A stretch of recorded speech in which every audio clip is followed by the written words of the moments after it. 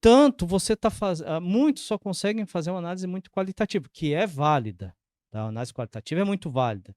No entanto, a análise qualitativa ela está muito ligada ao feeling do indivíduo, à experiência do indivíduo, né?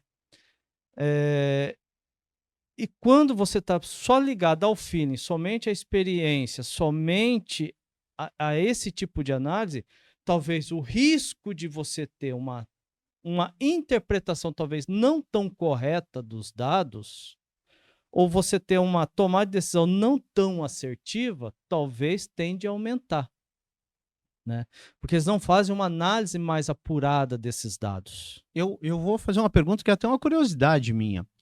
Para fazer essa análise mais robusta dos dados, qual é o nível de conhecimento que eu tenho que ter em estatística, por exemplo, um nível mais avançado, menos avançado? Estou falando que às vezes algumas pessoas estão querendo ingressar nessa área, que enfim, a gente tem aí todo o papel de analista de dados hoje, que vai trabalhar com esses grandes conjuntos de dados. Eu queria saber qual que é o nível de conhecimento em estatística que ele tem que ter para conseguir fazer essa análise um pouco mais aprofundada desses dados. É, aí a gente entra nos desafios da área hoje, né?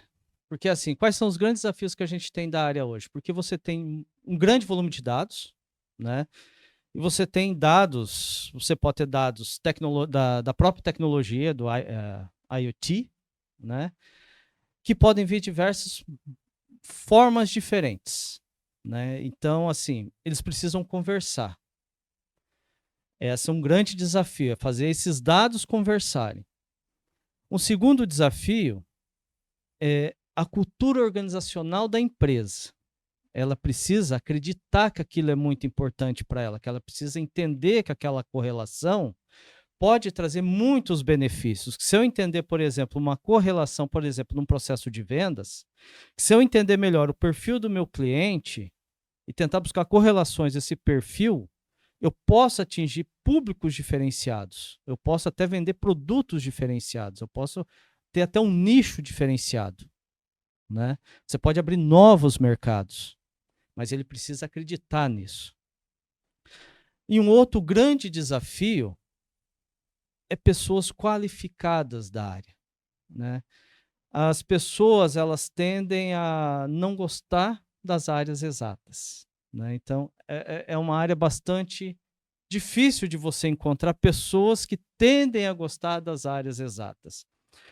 Até pessoas que trabalham, por exemplo, hoje que são os data science, né? Os cientistas de dados.